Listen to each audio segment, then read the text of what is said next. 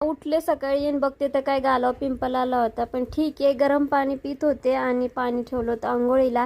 स्वामींची गाणी लावली. इथं बघा झोपा चालल्यात तिघांच्या सुद्धा. मी आंघोळ वगैरे केली एकदम फ्रेशमध्ये आणि मेकअपला चालू केलं. माझ्या मेकअप असं जास्त काहीच नाही, आपलं पावडर लावायची, टिकली लावायची आणि लिपस्टिक लावायची, झाला मेकअप. आणि केस विंचरून वरती अडकून द्यायची, कारण आपल्याला किचनमध्ये स्वयंपाक जेवण बनवायचं असेल तर आपण केस रिकामी सोडत नाही. सगळ्या घरात केस होतात, जेवणात केस वगैरे जातात, त्याच्यामुळे केस द्यायची वरती बांधून.